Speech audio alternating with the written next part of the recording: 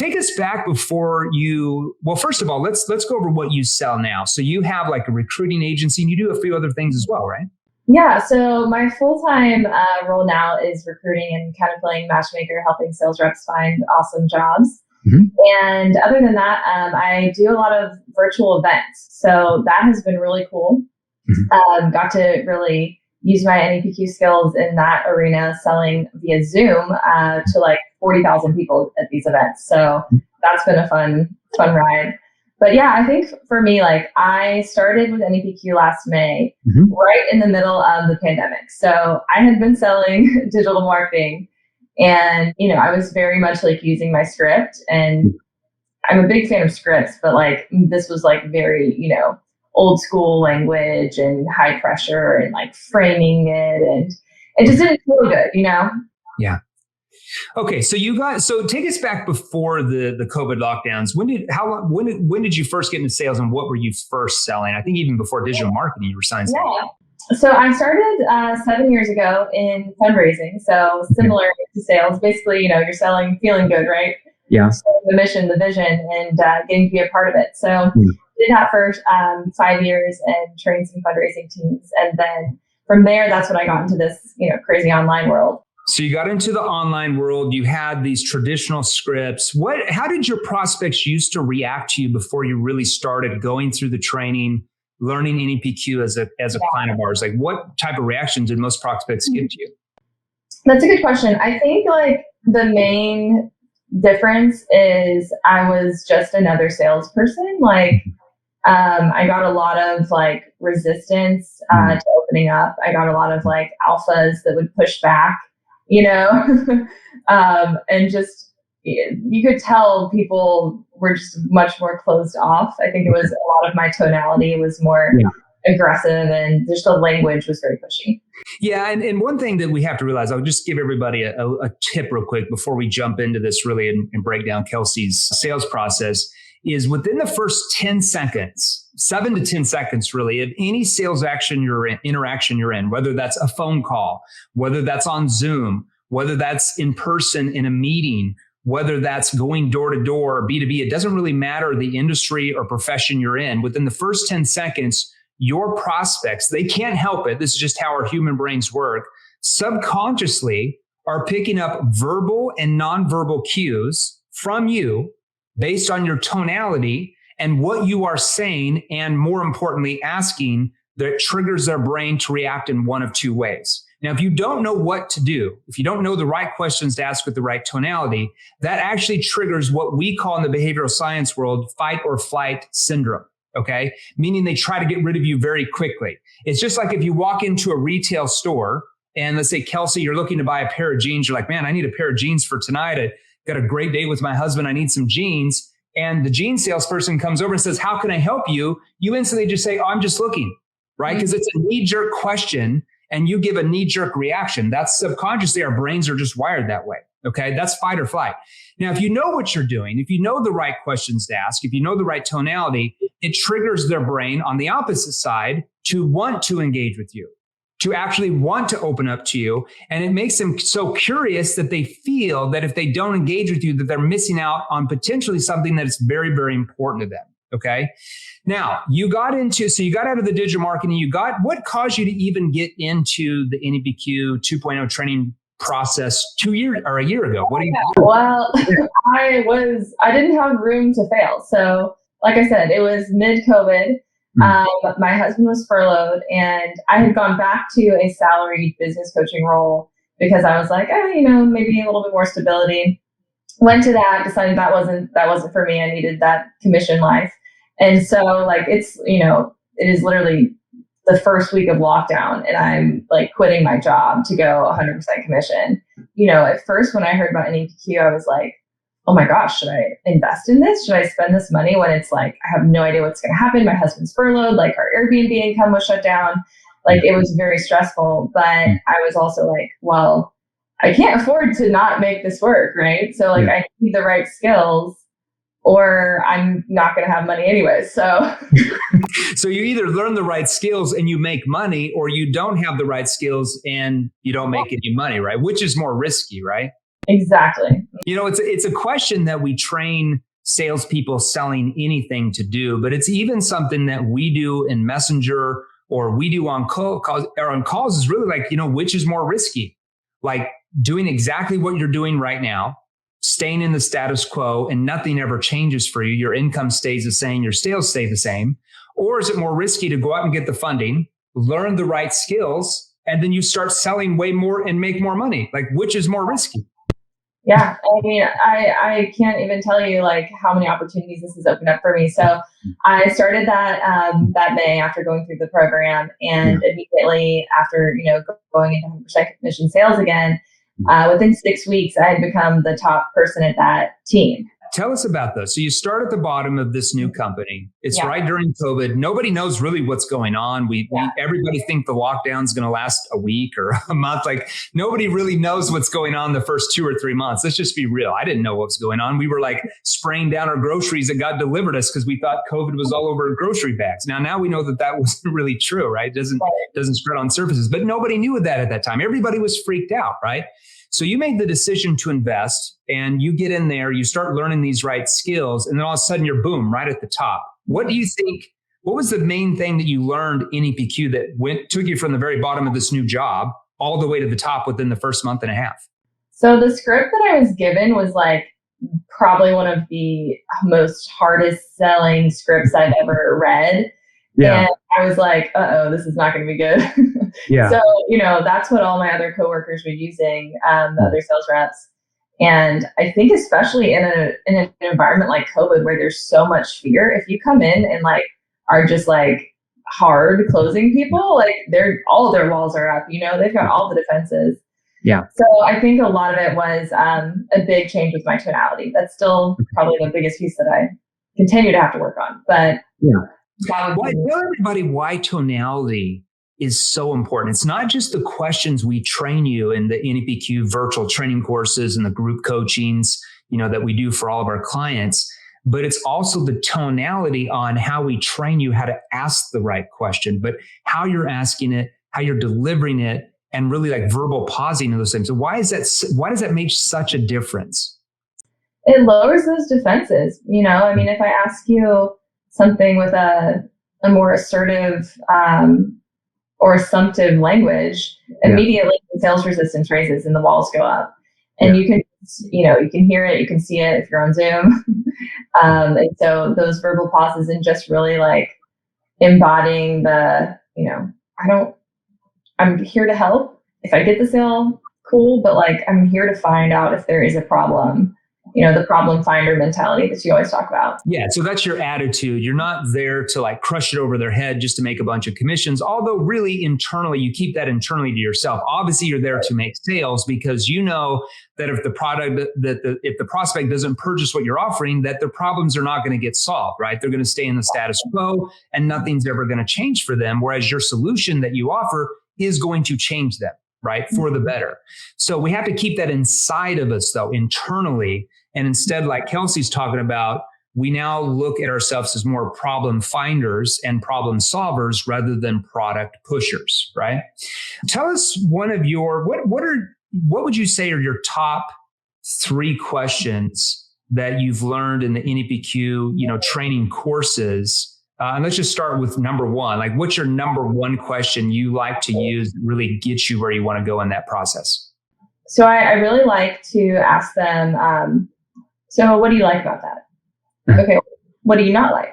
And before I would never ask them what they liked. I would only ask them what they didn't like because I was like, I don't want them to tell me like how much they love their current business coach, right? But by not getting both sides of the story, I wasn't getting the full picture. And I wasn't able to tailor the solution as much. So, plus it causes you to look biased, right? That you're only out for yourself. So when you ask them, let's say if you ask them your first problem awareness question, which I don't know what yours is for your space, right? With what you came up with, but let's say if it was, you knew you're selling business coaching, and let's say you already knew they had a business coach they were already working with. So with what your coach has already taught you, do you like working with that coach or something like that, whatever yours is, right? I'm not sure what yours is. Now, some people are going to say, no, I don't. And they're going to tell you what they don't like. About a third will. About half are going to be in the middle. They're going to say, well, I do, but it's like the him and haw. And then a third are going to say, yeah, I actually do like it. Now, for most salespeople, if they get that, they're like deflated, like, oh my gosh, he likes her. She likes what they already have. There's no way I can sell to them. But nothing could be further from the truth. So all we do is like, oh, what do you like about it? What do you enjoy? And that shows that you're non-biased, right? Exactly. Now, why do you also want to know if they already have what you're offering to try to solve that problem? Because you want to find out what they already like about solutions they've tried in the past, so you know how to tailor yours to meet their specific needs when you go through your presentation later on, right? Yeah, totally. So like not being biased has made all the difference. And then, you get to find out like, okay, well, even if they love their business coach, they're still on the call with you. So the offer that I'm currently selling actually teaches people how to go from like selling 10 to 20K packages to selling 100K packages. Yeah. And so most of the people that I was talking to would be like, oh, I love it. I want to go to the next level. Yeah. Well, hold on. Why go into the next level? Why so important to you now though? Mm-hmm. Right? Yeah. That was probably my number 2 is why is that important to you now though? So when they tell you why they want to do something, and then you ask an NEPQ probing question that we've taught you, obviously tons of those in the virtual training course. And you say, well, hold on though. Why now though? Or why is that so important to you now? And you say that in a skeptical tone. Mm-hmm. What goes off in them? What triggers that in their mind? Tell us what they usually say when you ask that. The reason that it's important right now and why they need to make the change. So, they might tell me that they've been thinking about it for 6 months, but they saw something that triggered it, or they had a circumstance that got brought up. So it really pulls them to taking action. Yeah. And when you say, well, hold on though, why doing that? Like, why so important to you now though? And when you say now though, and they tell you, well, it's important for me now, do you know what that does when you get towards the end of the conversation? It's very hard for the prospect then to come back and say, well, I need to think this over and maybe we'll do it a month or 2 from now, because they just told themselves why it's so important for them to change their situation now. Does that make sense to everybody? So when you learn that, how did that cut down your, I want to think it over, or we'll just get back to you in 3 or 4 months? Did that cut some of that out?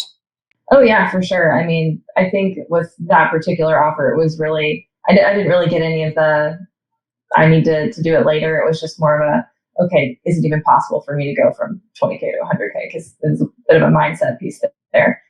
Yeah. And let's talk about that for a second, because all selling is change, right? It's about how good you are at helping your prospects see in their mind that changing their situation, like we talked about earlier, is far less riskier than them doing nothing at all and staying in the status quo and the problems stay the same.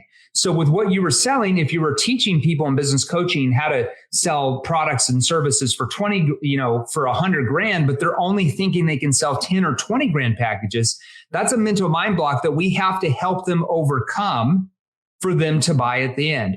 What's maybe a question or two that you ask in your sales process to help the prospect overcome maybe their limiting thoughts or beliefs that's holding them back from seeing that that's even possible for them? I think, I guess kind of along the same vein of like the consequence question of, so if you continue to sell the 10 or 20K mark over the next couple months, like, and you don't learn how to move into that premium level of selling at 100K, what do you think is that's going to cost you? Yeah. And so really having them consider, okay, I'm leaving hundreds of thousands of dollars like on the table. Yeah. Is really what gets that. Yeah, it gets them thinking that if they don't do anything, they're literally losing tens of thousands of dollars every single week, every single month, because you're selling more to a B2B audience that's trying to scale their company, right? And sell higher end products, higher end services. So it's all about helping them overcome that way of thinking. So you can even make suggestions like, can I suggest something to you? Because if they're like, oh, I just don't know if this is possible for me. Well, when you say you don't know if it's possible for you, why would it not be possible for you if it's possible for all their other clients who are learning those skills? See that question? That gets them to think. Plus, it puts a seed in their mind that all of your other clients are getting results. See how we're seeding that? We're not saying that. So how would it be not possible for you to get to that level if it's possible for other clients who are getting that level once they learn the right skills? Mm-hmm. So it's like you're confused asking them that question. They're like, Oh, I never thought about it that way. Well, how are you going to overcome that way of thinking and learn the right skills so you can start scaling the company so you can get the $100,000 products? Mm-hmm. Yeah, that's exactly what I would ask. And it's so much better because in old like scripts that I had, it'd be like, insert story here. And it's just so uncomfortable to be like, well, let's talk about our insert robotic story here. It's like, okay, let me tell you about Jeremy and his story. And it's just so canned and so pitchy. Yeah. So that skepticism and confusion of like, well, why wouldn't it work for you if it worked for them? Yeah. It's just so much more genuine. So if it's working for thousands of our clients, what would prevent you from having the same results as they do? See, because that puts it back on them like, oh, nothing would prevent for me. Well, you don't have to change. I mean, you can stay where you're at if you want to. Mm-hmm. See how we're detached that way? Mm-hmm. Awesome.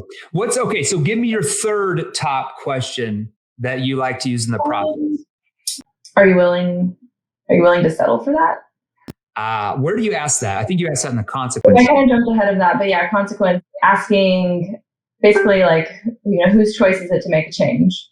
And what happens if they don't make the change? And then, okay, well, is that something that you're willing to settle for? Well, whose choice is it if you settle? Right. Yeah. So it gets them to question their way of thinking that allows their situation to keep happening. Right. It's one thing that Tony Robbins does so well when you see him get off the stage and he goes out and he's got this prospect out in the crowd that's got some mental situation like, oh, my husband's doing this, or my wife is horrible, or whatever it is, depending on the event, or like I have money issues or whatever.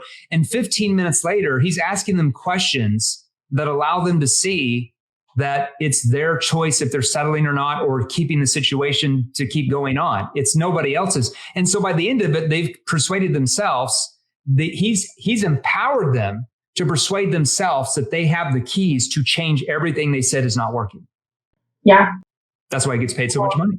That's what you're doing, right? You're empowering them to see that once they change their situation with your solution, they get what they want if they can get the funding for it. Now, if they can't get the funding, they don't get what they want.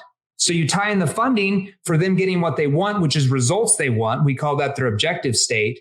And if they can't go out and find the funding, they don't get what they want. So it's very hard for them not to go out and get the funding to get what they said they wanted.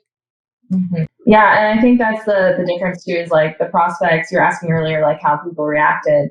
And well, I mean, it makes me feel totally different by the end of the call too. But, either they're going to leave the call feeling like empowered or beat down. Either I'm going to leave the call feeling like I helped someone or like I beat someone down. And, obviously I can't take that energy into the next call. So it's just really made the whole sales process so much more fun.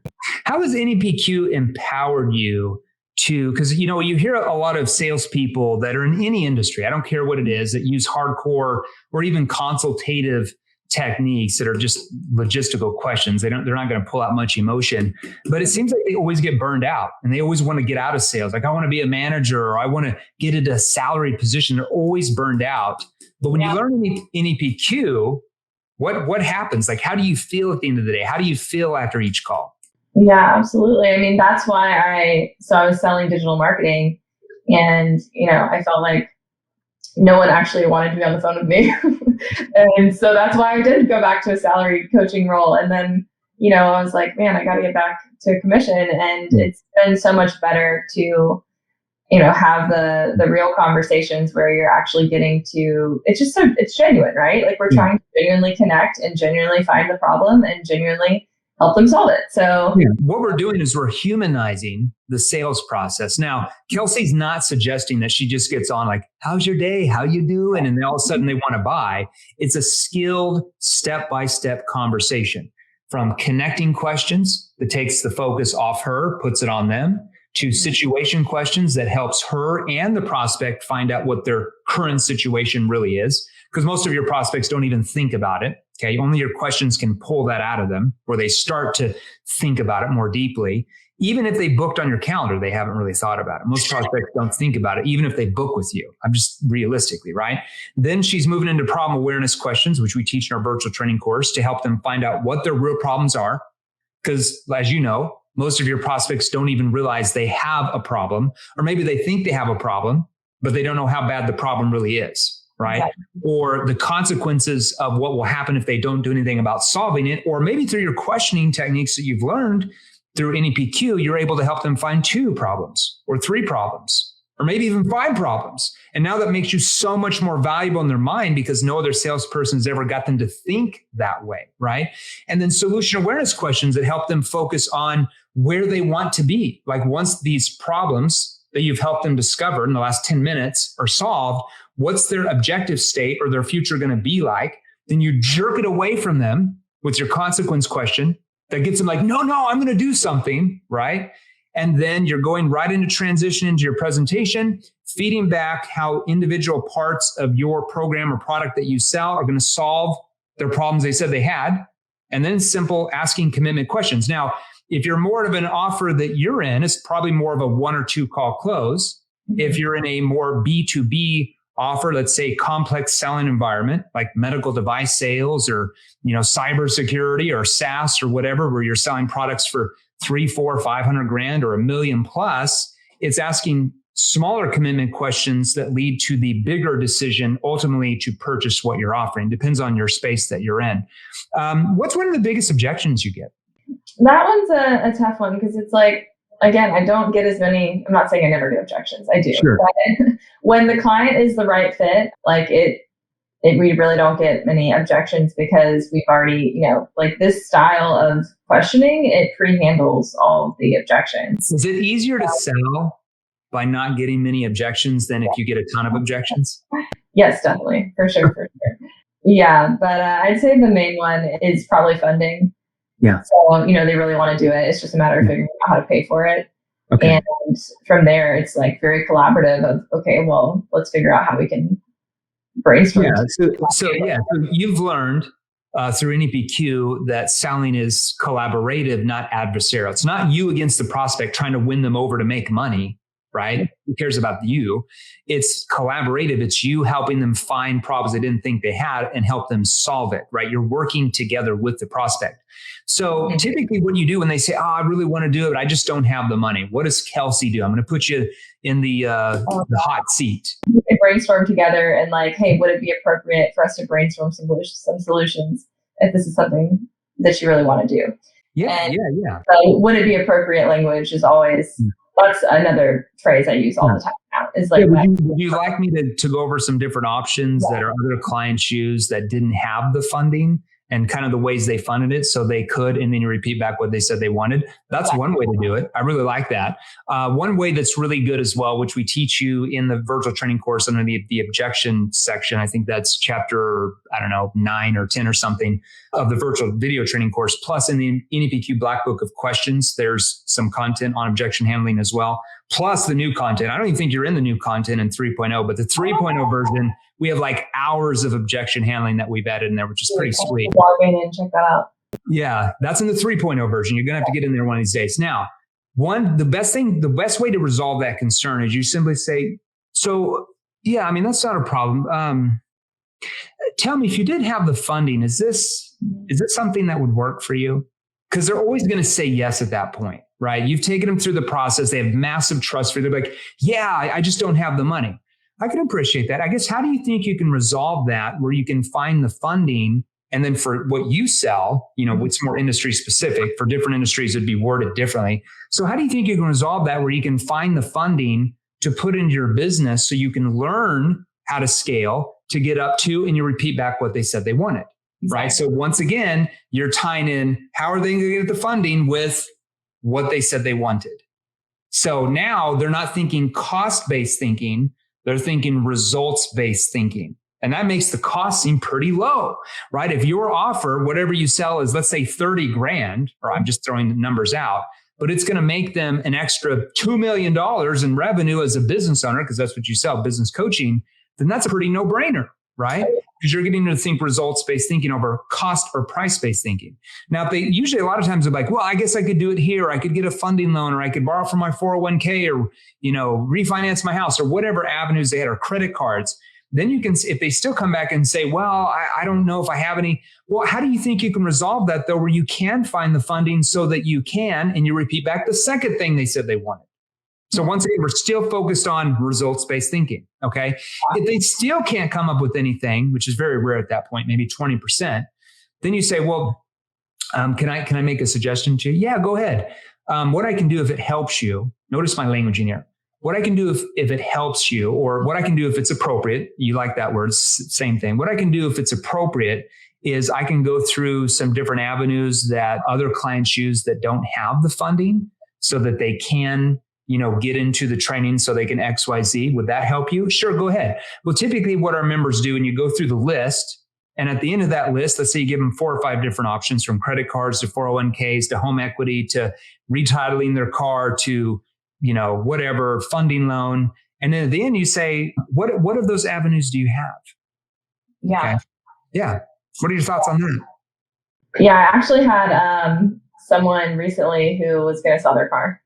We did a brainstorming session like that. Would you have ever gotten that? That was not my idea. She was like, oh, I could sell my car. I was like, would you have ever gotten somebody to want to sell their car? Like they wanted to solve their problem so bad and get the results they said they wanted. Would you have been able to ever do that a couple of years ago? No, I was shocked, honestly. I was like, wait, you're going to do what? Okay. It was funny. I love it. All right. So Kelsey, that was a great, thank you for letting us break down your sales process a little bit and giving us some of your secret sauce. Congratulations to you. You're doing awesome. Multiple 6-figure earner now. Got your own business, selling some stuff, some business coaching on the side. So well done. Any last words of advice you have for anybody listening today? I would say to invest in NEPQ, like we talked about earlier. Either you learn the skills to make money, and they're skills that no one can ever take away from you, or you don't, and you stay where you're at. So it's 100% worth it. And it's not just about the money making for right here, right now, but the opportunities that come when you become known for being good at sales and a top sales rep. I get job offers every week. So there's plenty of opportunity out there. You just have to have the right skill set to be able to make it. You're right. Once you have the right skills, you become well known because you make company owners a lot of money. So you become a valuable asset. Whereas if you don't have the right skills and you're just average or maybe a little bit above average, you're not doing so well, you're just commoditized. You're a commoditized salesperson that's begging for a job. Whereas with your skills that you've learned through NEPQ, you have people coming to you every single week with offers, and you can be selective on what you want to do. You have all the power. Yeah, absolutely. I never thought that I would have, I don't know, especially with the way that sales is talked about, growing up, it's I guess if you can't do anything else, you can go into sales. And it's well, now I'm the one that gets to choose what opportunities I want to pursue, and knowing that I'm going to be successful in whatever it is. And, it's the whole create your own economy mindset too of it doesn't really matter what's going on in the world. There's always going to be something to sell. So there's really no better skill set to learn. It is the number one most valuable skill set you will have as a human being, is to learn the right skills, work with human behavior rather than against it, because you can do anything you want in your life. You can write your own ticket and go anywhere in the world that you want to go. If you don't have those skills, you just become limited on what you can do and income you can make, right? Absolutely. 100%. Hey, thank you for teaching us and giving us that skill set. We appreciate you. Well, I'm glad you got involved a year ago during COVID. So that was awesome. Well done for you. You've really, it's not just going in and taking the virtual training course and getting on the group coaching calls when you become a client, but it's actually showing up and doing the work to learn it. You can just go through the virtual training course and never apply it. Maybe you're going to make some more. We could teach you 2 questions. You're going to make more money than you are now. But if you want to be the best in your industry, if you want to make multiple 6 figures a year or higher, you have to put in the work, memorize the questions, learn the tonality, which we train in the virtual training courses, and we train you in our group coaching calls once you become a client. And then at that point, you can do anything you want to. And the best thing is you get to help a lot of people solve their problems. Absolutely. All right. Kelsey, I'm going to let you go. Thank you for being on here.